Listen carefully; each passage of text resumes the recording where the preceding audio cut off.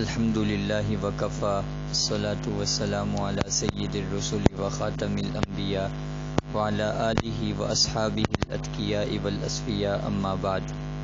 چوتھے پارے کے آخر میں اللہ تعالیٰ نے ان عورتوں کا ذکر کیا تھا جن کے ساتھ نکاح جائز نہیں،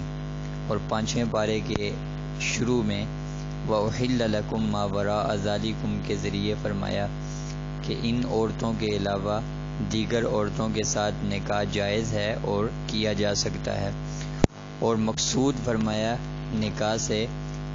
اپنے آپ کو پاک دامن رکھنا اور عفت کو قائم رکھنا ہونا چاہیے، نہ کہ شہوت کو پورا کرنا۔ اس کے بعد اللہ تعالیٰ نے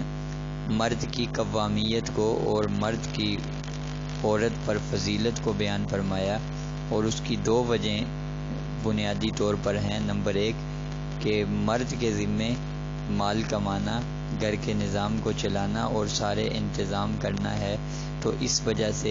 مرد کو عورت پر فضیلت حاصل ہے۔ اور دوسری وجہ یہ ہے کہ مرد کے اندر فطرتاً اللہ نے ایسی قوت اور طاقت رکھی ہے جو صرف مرد کے اندر ہی ہے، عورت اس طاقت سے خالی ہے۔ اس وجہ سے فرمایا الرجال قوامون علی النساء کہ مرد کو اللہ تعالیٰ نے عورت پر فضیلت عطا فرمائی۔ اور پھر ایسی عورت جو سرکش ہو، اپنے شوہر کی نافرمان ہو، اس کے لیے 3 تدبیریں اختیار کرنے کا حکم دیا۔ پہلی تدبیر تو یہ ہے کہ اسے راہ راست پر لانے کے لیے واضح و نصیحت کی جائے، اسے سمجھایا جائے، اسے پیار محبت کے ساتھ قائل کیا جائے اور راہ راست پر لانے کی بھرپور کوشش کی جائے۔ اگر وہ پھر بھی راہ راست پر نہ آئے اور وہ اپنے شوہر کی فرما بردار نہ بنے، تو دوسرا حکم اور دوسری تدبیر یہ اختیار کرنے کا حکم دیا کہ اس سے بستر الگ کر لیا جائے اور اس سے کنارہ کشی اختیار کر لی جائے۔ اگر پھر بھی وہ نہ سدھرے اور راہ راست پر نہ آئے تو تیسرا حکم اور تیسری تدبیر یہ ہے کہ پھر اس کے اوپر ہاتھ اٹھایا جائے اور ہلکی پھلکی اس کی پٹائی کی جائے۔ یہ بالکل آخری درجہ ہے اسے راہ راست پر لانے کا، لیکن اگر وہ واضح و نصیحت سے اور اسی طرح کنارہ کشی اور بستر الگ کرنے سے سدھر جائے تو پھر ہاتھ اٹھانے کی شریعت اجازت نہیں دیتی۔ ہاتھ اگر اٹھائے تو ضرورتاً مجبور ہو کر اٹھائے تاکہ وہ سیدھے راستے پر آ جائے۔ بعض عورتیں پسماندہ معاشروں سے وابستہ ہوتی ہیں تو انہیں ہاتھ اٹھانے کے علاوہ اور ہاتھ کی پٹائی کے علاوہ کوئی چیز راہ راست پر نہیں لا سکتی، تو ایسی عورتوں کے لیے شریعت نے یہ حکم دیا۔ چھوٹی چھوٹی بات پر وحشیانہ انداز میں ہاتھ اٹھانا اور ان کی پٹائی کرنا، ان پر ظلم کرنا، شریعت اس چیز کی اجازت نہیں دیتی اور نہ یہ اسلام کا حکم ہے۔ اس کے بعد اللہ تعالیٰ نے طہارت کے مسائل کو بیان کیا، وضو کی جو وضو کے فرائض ہیں 4 ان کا ذکر فرمایا، اور اسی طرح غسل جنابت سے پاک ہونے کا حکم ارشاد فرمایا، اور پھر اگر پانی میسر نہ ہو تو اپنے آپ کو پاک کرنے کے لیے جو تیمم کا حکم ہے شریعت کا، اس کو بھی اللہ تعالیٰ نے بیان فرمایا۔ اس کے بعد شرک کے بارے میں اللہ تعالیٰ نے ارشاد فرمایا کہ اللہ ہر گناہ کو معاف کر دیتا ہے، لیکن شرک اتنا خطرناک اور اتنا عظیم اور اتنا بڑا گناہ ہے کہ اللہ تعالیٰ اس کو معاف نہیں کرے گا، اور جو شخص شرک کرے گا اللہ تعالیٰ اسے سخت عذاب میں مبتلا کریں گے۔ اللہ تعالیٰ ہمیں ہر قسم کے شرک سے بچنے کی توفیق عطا فرمائے۔ اس کے بعد اللہ تعالیٰ نے دین کا خلاصہ ایک جملے میں اور ایک جو ہے آیت میں بیان فرمایا، یا ایھا الذین آمنوا اطیعوا اللہ واطیعوا الرسول واولی الامر منکم، کہ اے ایمان والو تم اللہ تعالیٰ کی اور اس کے رسول کی اطاعت کرو اور فقہائے کرام کی اطاعت کرو۔ اللہ تعالیٰ سے براہ راست انسان ہم کلام نہیں ہو سکتا تھا، اور اللہ تعالیٰ کے احکامات براہ راست بندے نہیں سن سکتے تھے، تو اللہ تعالیٰ نے قاصد بنا کر نبیوں کو، رسولوں کو بھیجا جو اللہ کے احکامات اپنے بندوں تک پہنچاتے تھے۔ اس لیے فرمایا اللہ کی اطاعت یہی ہے کہ اس کے رسول کی اطاعت کی جائے۔ اور پھر چونکہ نبی کریم صلی اللہ علیہ وسلم عرب میں تشریف لائے اور ہم عجمی ہیں، ہم عربی کو سمجھ نہیں سکتے تھے، پھر جو عربی ہیں وہ اس گہرائی سے اللہ تعالیٰ کے پیغام کو نہیں سمجھ سکتے تھے، تو اس لیے فرمایا وَأُولِي الْأَمْرِ مِنْكُمْ کہ ان لوگوں کی اتباع اور پیروی کرو اور ان کی بیان کردہ روشنی میں اپنی زندگی گزارنے کی کوشش کرو، جنہوں نے گہرائی میں جا کر قرآن کریم اور احادیث مبارکہ کے مسائل کو نکالا اور ان کو مستنبط کیا، جنہیں فقہائے کرام کہا جاتا ہے۔ تو فرمایا اللہ کی اطاعت اس کے رسول کے ذریعے اور اس کے رسول کی اطاعت فقہائے کرام کے مسائل مستنبط کیے ہوئے کی روشنی میں کرنے کی کوشش کرو۔ وَأُولِي الْأَمْرِ مِنْكُمْ فقہائے کرام کی اطاعت۔ اس کے بعد اللہ تعالیٰ نے انعام یافتہ طبقے کا ذکر فرمایا۔ ہم نے سورہ فاتحہ کے اندر اللہ تعالیٰ سے درخواست کی ہے اور کرتے ہیں کہ اللہ تو ہمیں سیدھے راستے پہ چلا، ان لوگوں کا راستہ جو انعام والے ہیں، جن پر تو نے انعام کیا۔ تو اب انہی انعام یافتہ طبقوں کا ذکر فرمایا کہ وہ 4 طبقے ہیں: من النبیین نبیوں کا طبقہ، والصدیقین صحابہ کا طبقہ، والشہداء شہیدوں کا طبقہ، والصالحین اور اولیاء اللہ کا طبقہ۔ تو یہ 4 طبقے ہیں جن پر اللہ تعالیٰ نے انعام کیا اور یہ انعام یافتہ طبقے ہیں۔ اللہ تعالیٰ ہمیں ان کی پیروی کرنے کی توفیق عطا فرمائے۔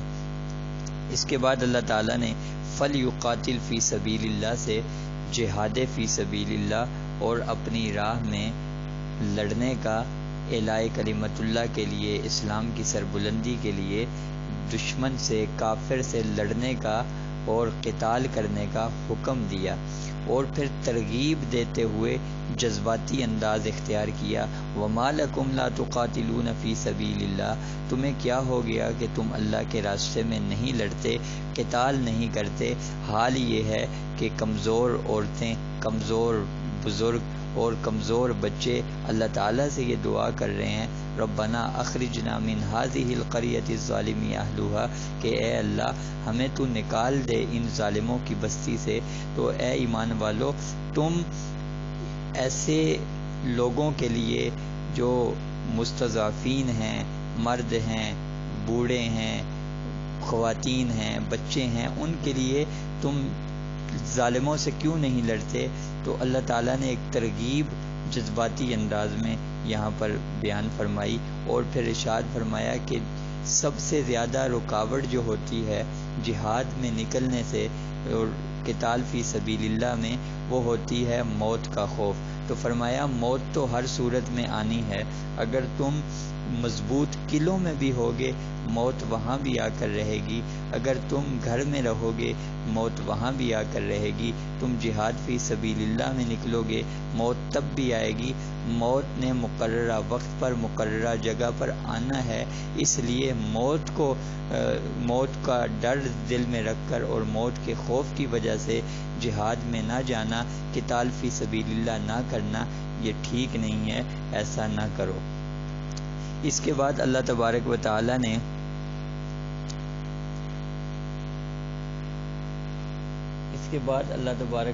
نے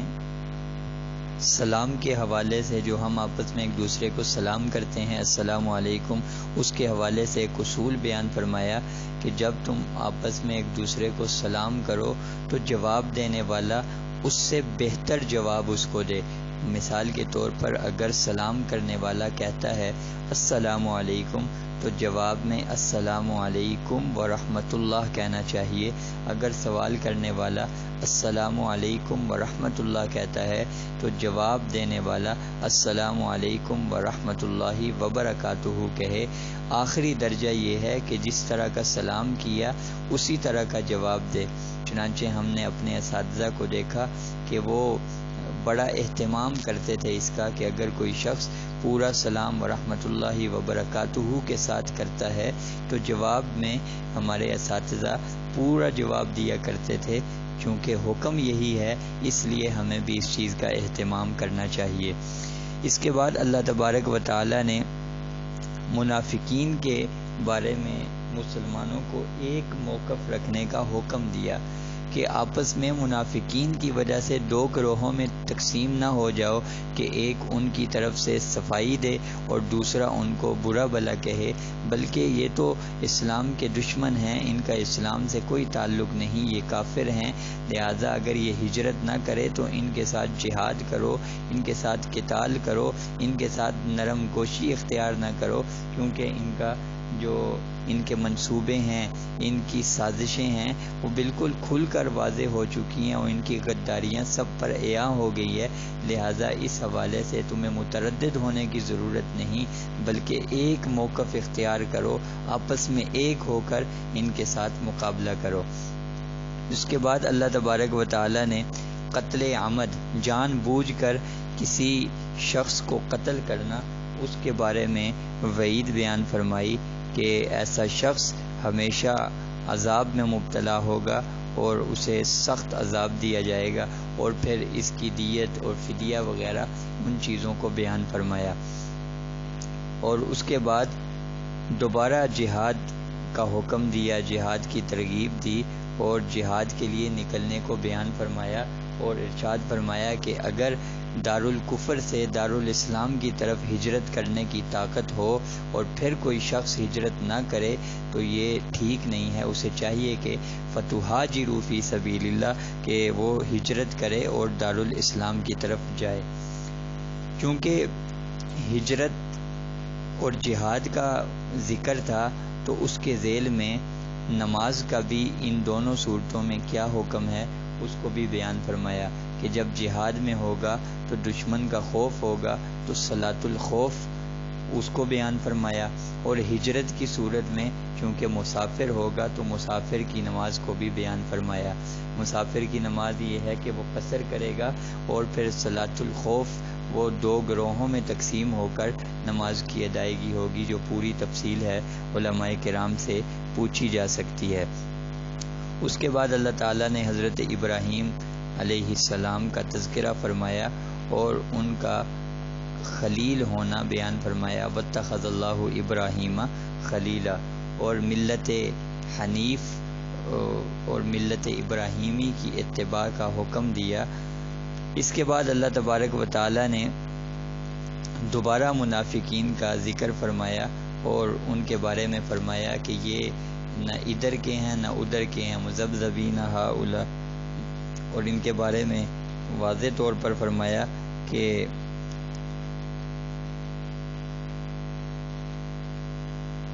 مذبذبین بین ذلک لا الہ ہؤلاء ولا الہ ہؤلاء، نہ ادھر کے ہیں نہ ادھر کے ہیں، اور پھر ان کے بارے میں انجام بیان فرمایا کہ ان المنافقین فی الدرک الاسفل من النار، کہ یہ بالکل جہنم کی آخری وادی میں ہوں گے اور اس کی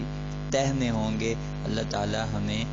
منافقین کے شر سے محفوظ رکھے۔ اور بالکل آخر میں 5ویں سپارے کے آخر میں آخری آیت میں فرمایا ما یفعل اللہ بعذابکم ان شکرتم وآمنتم،